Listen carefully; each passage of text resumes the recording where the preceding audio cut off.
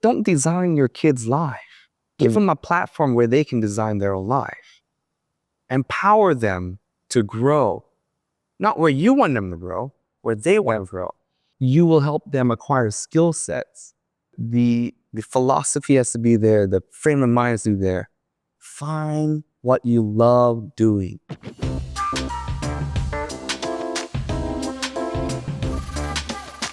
Welcome to Grabs.fm, a podcast to help you grow, develop, as well as learn. And my name is Kang King, and today we have Josiah Ng, a multi-Olympian. He has gone to probably 3 Olympics. He has an OLY, and right now he's his own entrepreneur. Family of 3. Three kids. Yes. Two kids and 1 stepdaughter. Yep. And family man. Yes. And how I got to know Josiah is a very interesting story because my son got to know you first. And then you got to talking because he was doing a presentation about his next great adventure. And then we sort of hit it off, and then you joined the school. And from there on, that's where I get to know you a bit more and know your background. And I find it very interesting. I'd like you to share with our audience, especially parents, your way of thinking and how you look at education. And before we even go there, tell us your backstory. Yeah, thanks for having me on the show, QG. My backstory is I'm quite, I think, similar to a lot of Malaysian, Chinese parents and Chinese kids, families. My dad's from Penang. My mom's from Kuching, Sarawak. So I grew up my first 5 years in Kuching. And they are from education background. So my dad, he's been a lot of things. He's a music teacher. He's been a dean of men. Of course, teacher as well. My mom, lifelong teacher. So I was brought up that education is the most important. Yep. Music, health, and education. Because they also in the health background, all musicians.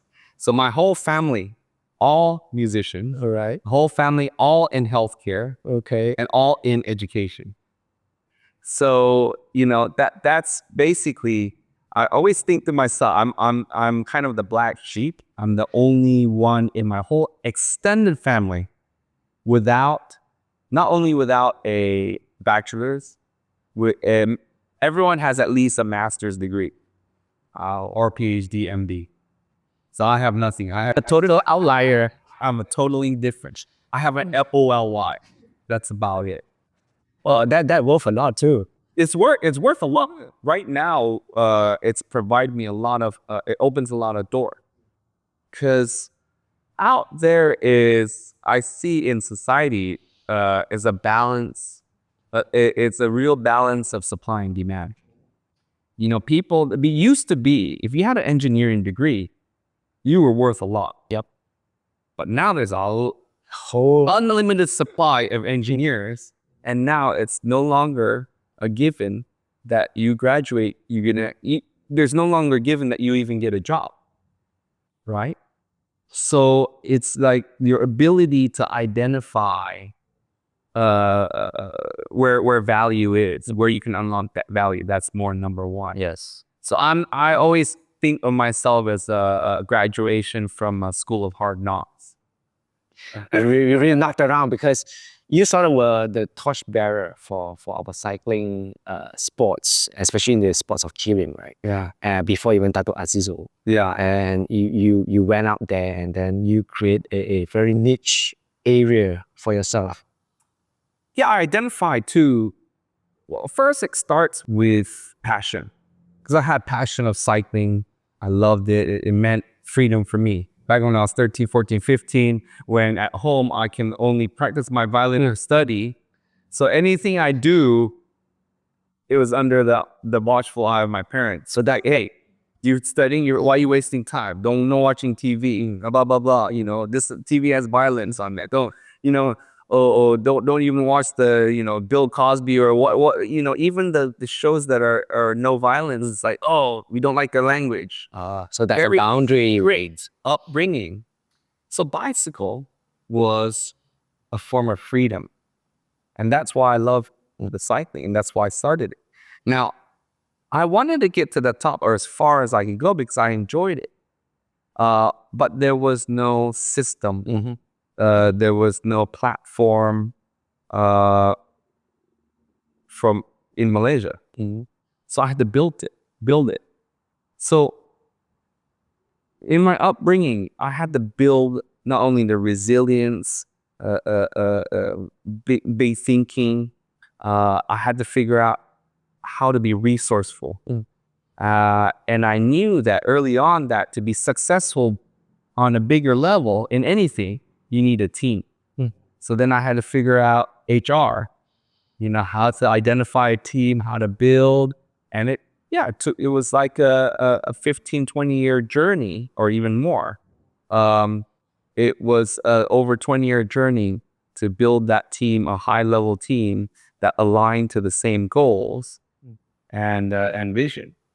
Now, when you said that you did not even go to university, what was the first thought or feedback that you get from your family? Because, like you say, your whole extended was at least somewhere. Yeah, the minimum standard was to get a university degree. So my parents saw it as me destroying my future. They saw it as a not workable. So they gave me the ultimatum. They said, Josiah, if you pursue cycling, we feel you will fail. And as a parent now, I don't blame them. But back then I was like, no, I'm going to make it work. I'll find a way. And then they said, okay, but if you choose to do that, you can fail, but not under a roof. So they gave me an ultimatum. If you don't give up cycling, you have to move out. So on my 18th birthday, my bike was still there.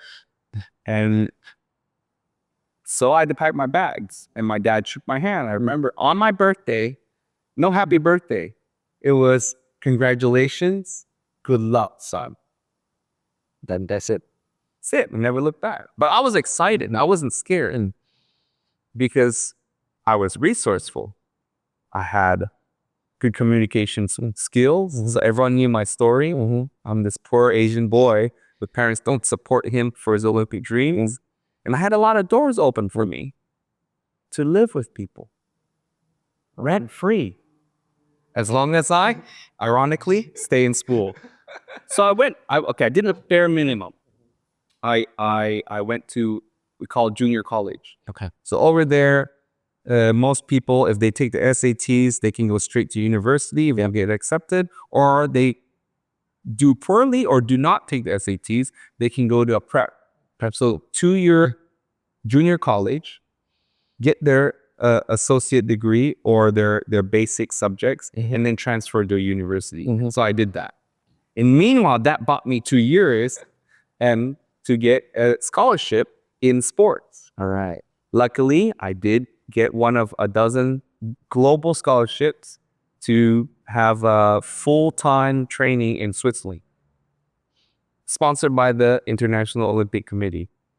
Only a dozen scholarships worldwide. I got one. I was the only one from Southeast Asia to get that scholarship. So that was my perfect excuse to quit school. All right. So then I ended mine because that was not it was just so I could live for free, right? I had my own end of the bargain. And then that was the last time I ever went to formal school. And is that because of this background that right now and how you view education for your own kids? And absolutely has everything to do with how I view education. I see a lot of friends struggle. They go into debt to go to the right uni, and they're not able to parlay that into a successful career. And the debt, even in US now, where I grew up, if you declare bankruptcy, you can start from scratch, except for school debt, school loans. You have to pay it back. Yeah. You cannot clean. You can have a clean slate except for your education. So that one made me realize too that I have the son of my late coach, my first coach. He passed away. He has a PhD and complains all the time he cannot get a job. For me, no matter, I've moved around the world, I produce my job. I figure a way out. And, I had a job offer to come back to Malaysia. Right? I was living in Thailand in 2018. 2019, sites that offered me a job. Yeah. Job didn't pan out. When I moved back, okay, I'm ready to start. Did not pan out. So I had to be resourceful. Within 1 week, I created myself a job. I've done it over and over a couple times. So it's called entrepreneurial mindset. All right. But you don't have to. Everyone thinks that entrepreneurs, you need 300K or 500K to start your restaurant. Yep. I started all my business on nearly zero capital. Not zero, but nearly zero. Up to 10, 15, 20K, because sometimes you just have to set up. You have to do that small cost. Yeah. Legals and whatnot. But can be resourceful. I'm going to launch a podcast next week. Tumpang off of a very big podcast a team. Right? So, okay, I won't own 100% of my podcast, maybe up to 50%. But hey, I can have a head start over everyone else that has to come up with 100K, because renting a studio is not cheap. Editing is not cheap. I don't have those resources. So looking at it right now, I think it goes back to this one word, resourcefulness. Okay.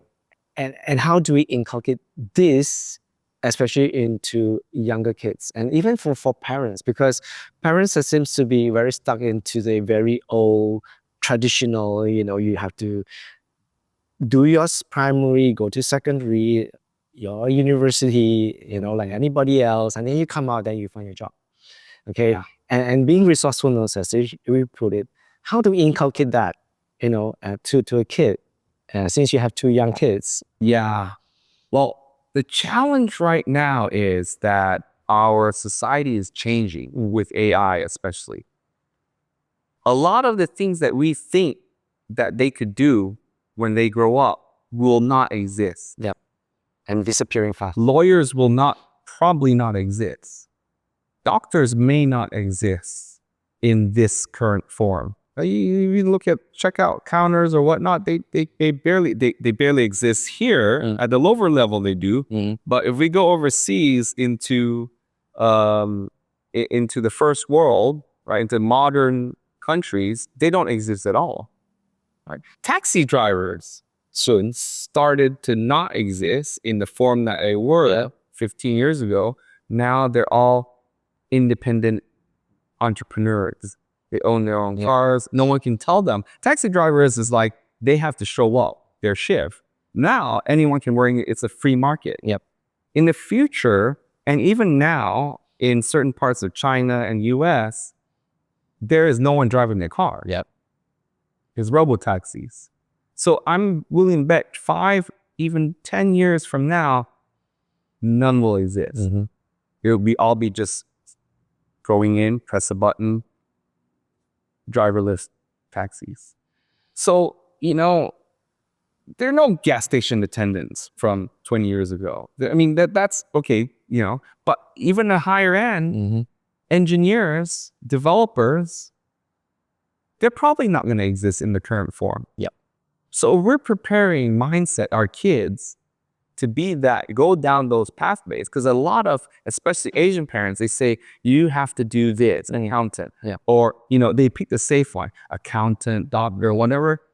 There's no guarantees that will even exist. Even now in Malaysia, even if you graduate as a medical doctor, you are on contract. You're not sure whether you're going to have a job. And another challenge there, because my brother just recently graduated, it took him a year to get his, in the US, over here in Malaysia called housemanship. Yep.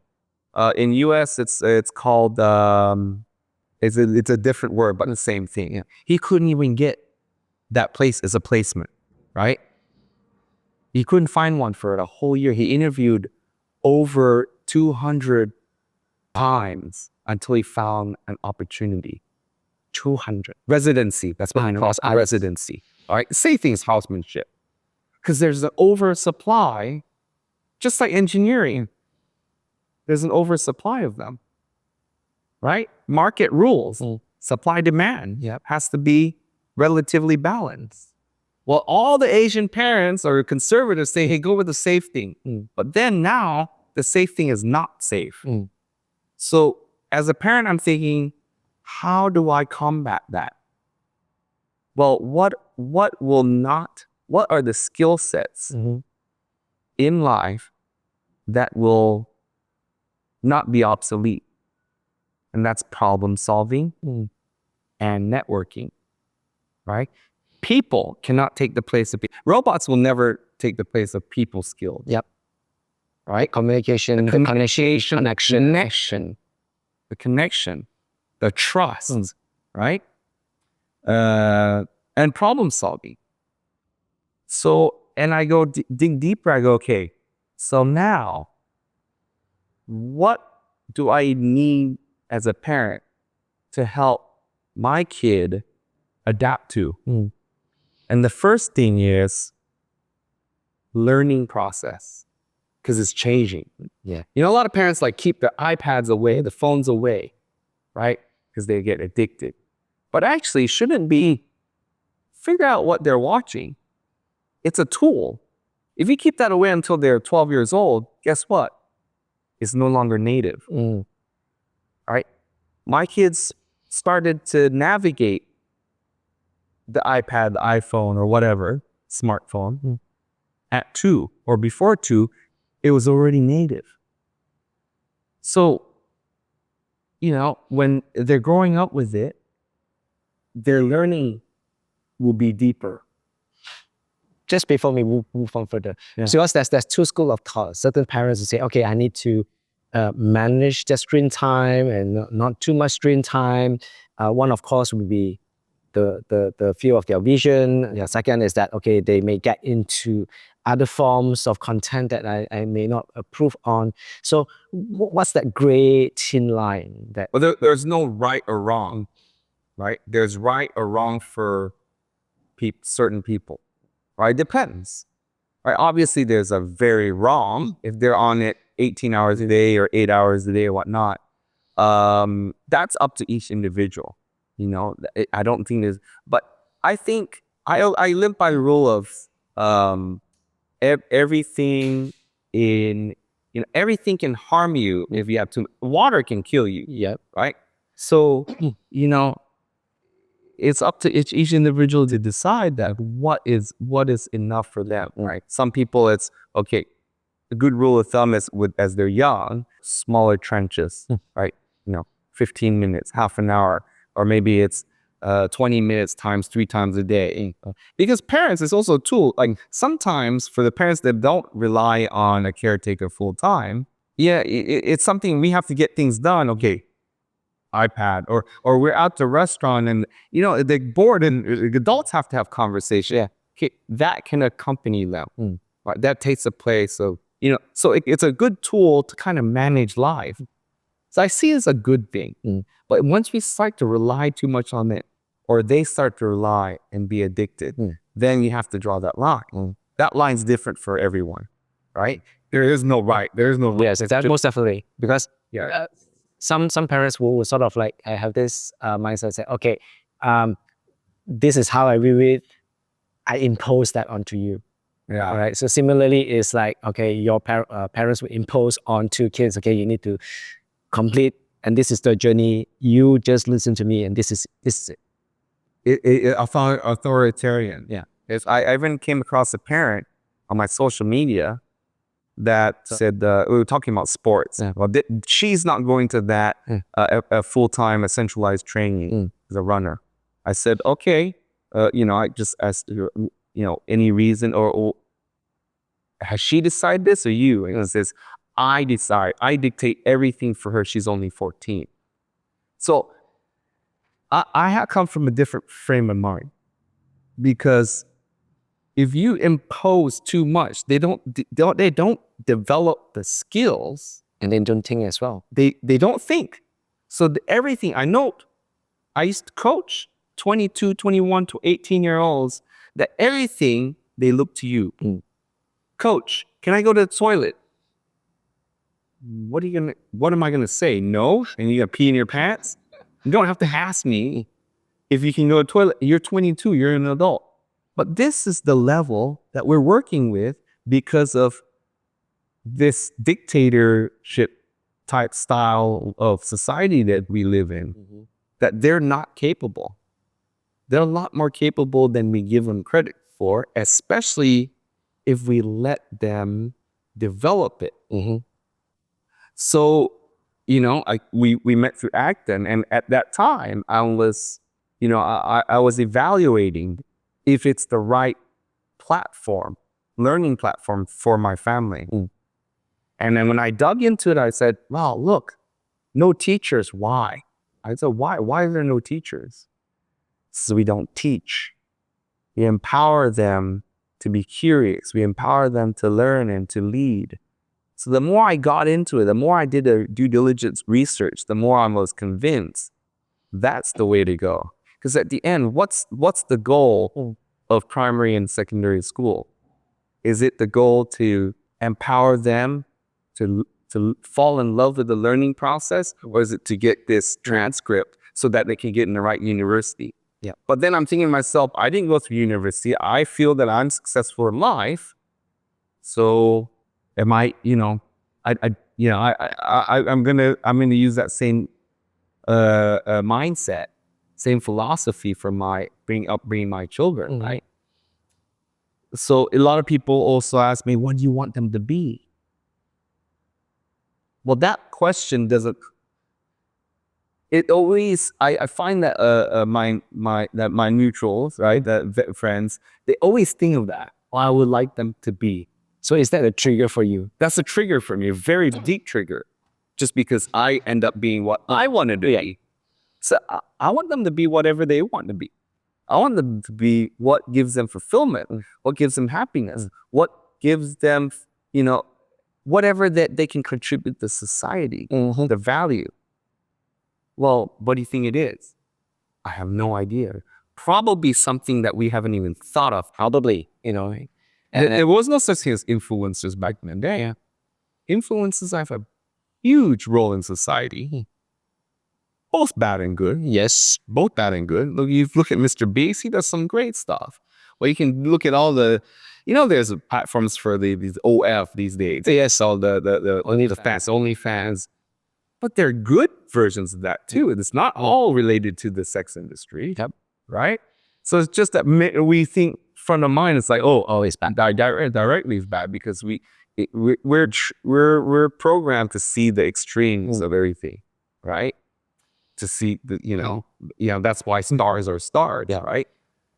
So that's where I thought the platform, this system, and the philosophy of the founders, I thought that was so different, and I thought the risk is huge too. Is too big to not do it. I can relate to that. When I decided to head towards that direction, the pullback was actually my wife. So she's coming from a very traditional, she needs that assurance, that you need to have a backup story, backup plan. So if without this, there's no backup plan at all. No backup. But after the first 6 weeks, changed. She got it. And I find that a lot of people that actually do the work, go into it, do some research, just being curious.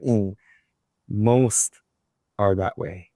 But still, there are that inner fear that very, I need to have something secure. I need to have that to feel comfortable. Yeah.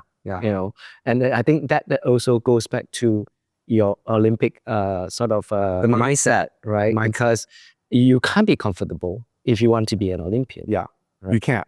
To be successful, to be the 1% of anything, requires you to be comfortable with discomfort. For example, well, a good one is she wanted plan B. I've never had a plan B because I always associate plan B with planning to fail.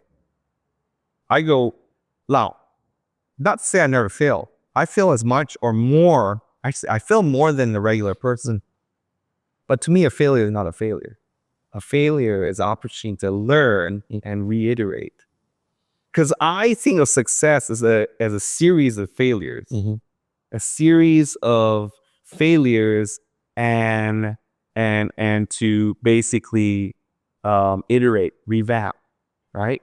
That's startup mindset and culture, right? So for me, I've always had that since young. I don't know. I had it built in me. I don't know why, but maybe it's because I grew up in the U.S. or the friends I hung out with.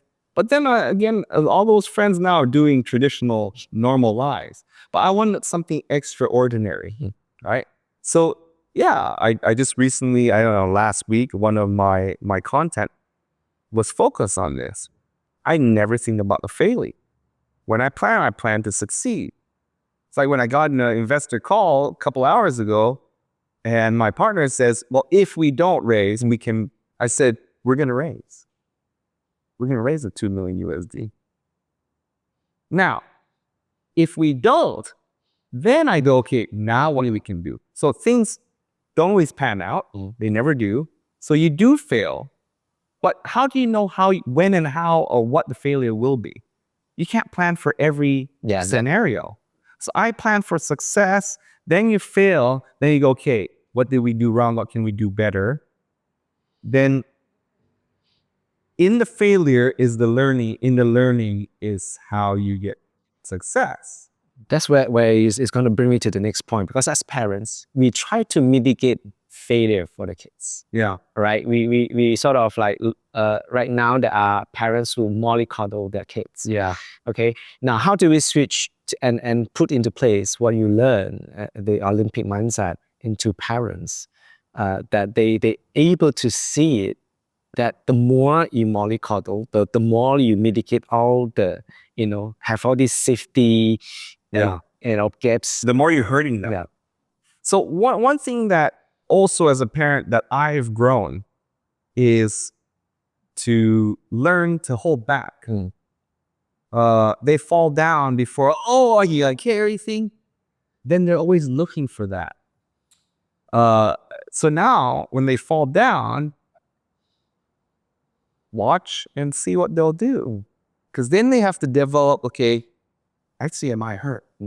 Oh, I'm not. Okay, go back to normal. Whereas we will always be there when we fall down. And they try to, when they see your reaction, and they try to react, oh, okay, she's kind of, I'm gonna tear or cry. Yep. They said, Yep. And then that creates entitlement. A lot of the times, they come across a challenge. They'll say, oh, can I, or blah, blah, blah, or help me. Now what we do is you figure out yourself, Athena. That's what I've grown because of the Acton philosophy. I don't know, figure it out yourself. And I'm thinking back, the reason why I got to where I got is because because there was no even parent there, because they're too busy, or I knew that they would even consider.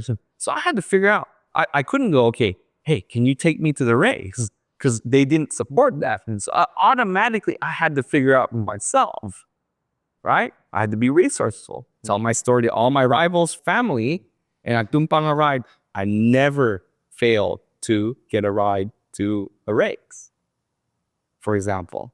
Then, of course, my dad taught me, because he had to be resourceful. He was a student, self-supporting the family, no loans, and got through his master's PhD, debt-free. How? He had a skill set, and he managed it. So he taught 50 students coming through our house, in and out, group violin lessons, right? We need to embrace this. Trade music lessons with identified orthodontists who are looking for music lessons and trade them. My brother, my sister, and I got our braces for free. So basically, you actually got it from your dad. I got it from my dad. So when my dad kicked me out, or when he gave me an ultimatum, he knew I would survive, or that I would struggle and then straighten out. So there were two outcomes. So he was smart. He did, I'm thankful that he did that because I had no choice. He put me in a situation where I have no choice but to succeed. No choice. I wasn't too proud to go back. I got to figure it out. Well, you figured it out. I figured it out. I pick up skills. I knew how to tune pianos. I knew how to teach violin. I knew how to teach spinning class. And at 18 years old, my mom taught me how to be frugal with food expenses. So that's the thing that, unfortunately, this generation, we're a lot wealthier than we used to be, than our parents. Okay, maybe not in terms of assets, but in terms of lifestyle, we're a lot wealthier. Everything's at the tip of our fingers. We can all get private driver within 5 minutes. We can all get a babysitter from an app. We can all afford that, right? So the challenge is, how do we pull back enough so that they can develop skills? That's always a challenge. But I that's why I love acting, is because there are no teachers to teach. Yes, they are teachers on paper, right? But the system will first develop two things. Will develop their love for the learning process. That's what I see right away. Because my 4-year-old, she's almost 5, Athena, she loves school. And I see her on the traditional route. They hate school. She's excited that, she's tired. She's not a morning person. Athena, wake up. It's 7:30. Athena, school. Boom. Get up, get herself dressed. All on her own, everything. She's ready. Only had to help her with her hair and send her to school. I get that too. Right. I get that too. I don't know if it's the number one thing. If they love it, they're going to do it much better. Yeah. Well, I have friends that say, well, that's not necessary. They go to Chinese school, for example. We did it. School's not supposed to be fun. You just get through it. We did it. We're successful. You do it. You'll be successful. No, you just have to grind it. That's the mindset. It's a grind. Tough love. So what? Just get to it. I don't see that as wrong. They look happy. The kids, they're doing well. And I have no doubt they will be successful. Yep. Just like their parents and the uncles, auntie, whatever. The previous generation, all successful. But I think the kids will be happier. They'll have more meaning in life other than to get a good job, go to a good uni, get a good job, retire early. That's the mindset for them, is retire early, because they go through life, majority of their time, they are not enjoying what they do. For me, it's the opposite. What do I have to retire from? I'm going to be doing the same thing at 50, my 50s, 60s, and 70s because I love it. It's not work. I often, because I have been employed before, right? So I often think it's like, I make a mistake of what day it is. Oh, it's Friday because it feels like Friday. It's like, no, it's Wednesday. Oh, it felt like Friday. Every day feels like Friday to me. So in the normal people, they enjoy Fridays because they can go out.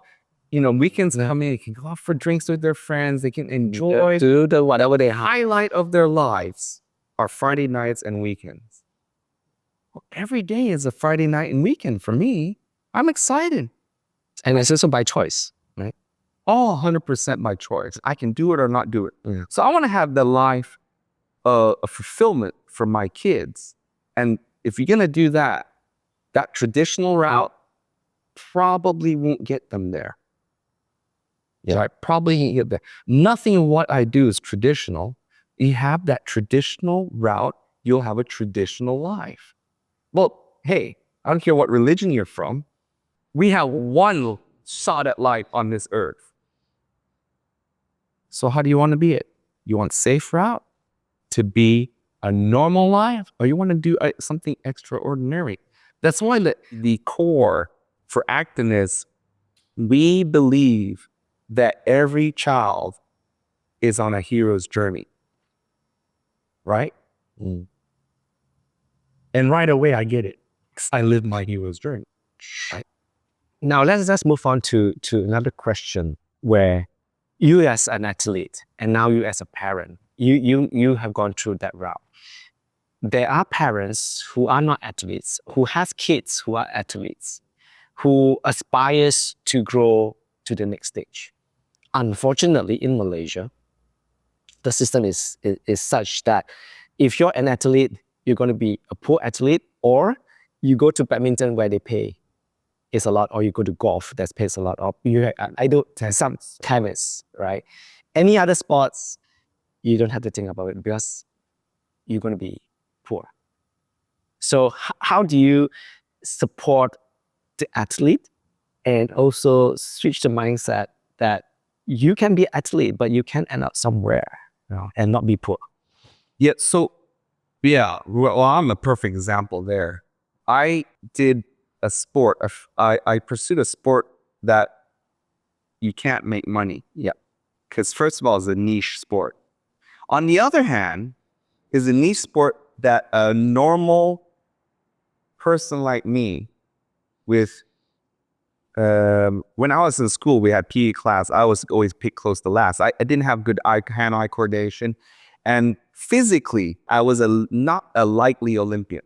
So physically, I'm like average shoe size, average VO2 max. Maybe my muscular was more suited to the sprinter. So okay, rather than endurance, short twitch fibers. But track cycling, there's no money because no one knows about it. You only have one opportunity every 4 years to be in the limelight. How did I manage to make a full career? Not only that, make it lucrative, right? So my earnings are in the 7 figures, right? Even if you look at USD, I probably hit 7-figure USD. How is my skill sets? Marketing skill set, sales skill set, team building skill set, entrepreneurial skill set. I built a company that had the #1 gloves in track cycling, dominate. So I could build that because it's my niche, it's my core competency. I knew what I can design a product. I knew exactly what we needed because I'm my own user. My target audience is me. Then I could seed it out for marketing because all of my rivals are top in the world. So if I get to find a way to get them to wear it, everyone's going to buy it. I figured out how. I just printed the gloves in their name, in their flag colors. Boom, everyone wore it at Olympics. It's just finishing. So as I was growing up, I had to figure out how to get my equipment. Equipment's so expensive. I had to learn how to write proposals. Old school, this is the 1990s, early 90s, before internet. I wrote physical letters to companies and I never failed. I got all my sponsors. When I was 18, I got a sunglasses sponsor called GOAT, greatest of all time, sent me 20 pairs of glasses. So guess what? I only needed 3 or 4. I sold the rest, right? I was sponsored by Red Bull, right?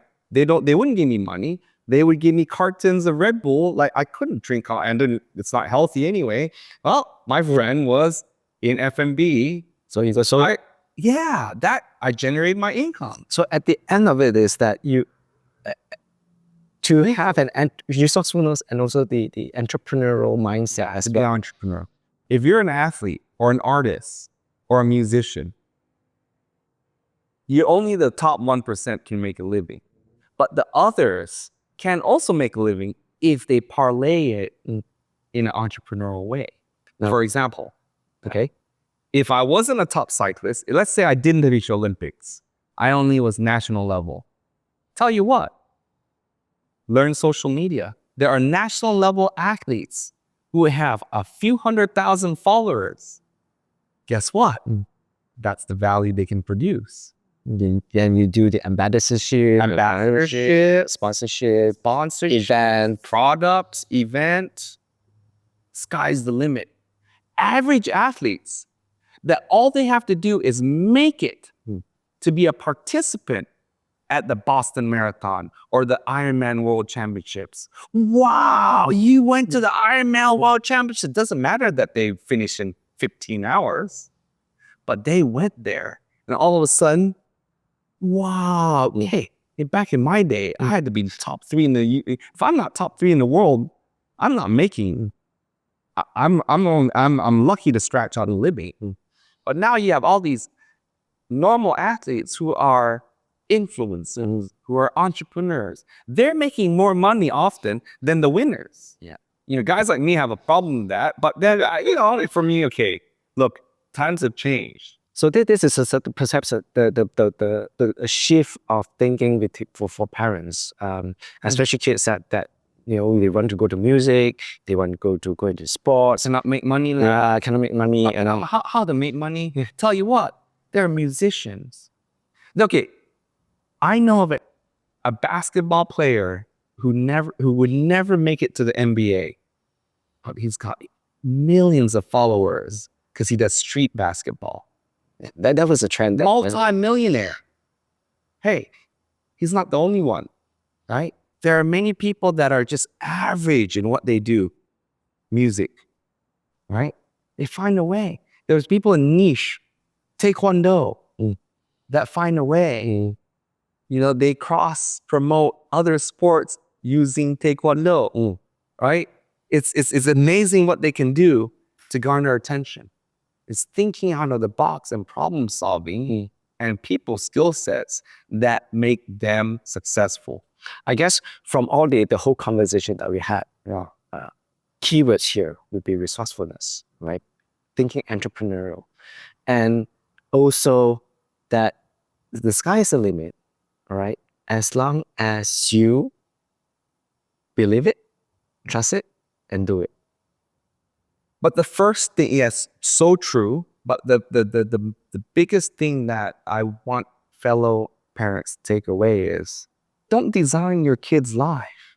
Give them a platform where they can design their own life. Empower them to grow. Not where you want them to grow, where they want to grow. Because you empower them to grow where you want them to grow will be a mediocre person. Because they're not, it's not from within. It's not them. It's your expectation. It's your expectation. You empower them that sky's the limit, that you will support them no matter what, but you want also help guide them. You'll help them with resourcefulness. You will help them acquire skill sets. But the philosophy has to be there. The frame of mind has to be there. Find what you love doing. And the rest will be easy. What you love, because you're going to do it that much better. So I'd rather be top 1% of a niche rather than just a 50 percentile of something so big. But then you have, again, back to our beginning of conversation, supply demand. Yes. Doctor, my child is a doctor.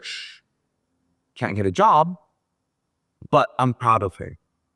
And because of what? For what? Because they went through medical school? Yeah.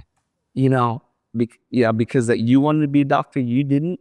And now they have to be, maybe not miserable, but Or say that, okay, my family, I have a doctor.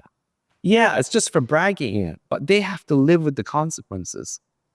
So their whole time, the majority of their lives is spent doing something that's not their calling. To me, that's the biggest risk that we as parents face. Then doing something that's not their calling and them having a mediocre life, which means that the blame will come to us. Maybe not when they're kids, but when we're old and they're old, they'll look back on their lives as with regret. They might have money in the bank, but at the end of the day, we all should not take that money with us. There'll be regrets. So the risk is that. Okay, with that, we're going to wrap this up. So thank you so much, Josiah, for coming in. Pleasure. And to Grouse.fm. Then from what we have discussed, I think I've gotten one is to work on your calling and get onto your hero's journey. Thank you so much, Josiah. Thank you.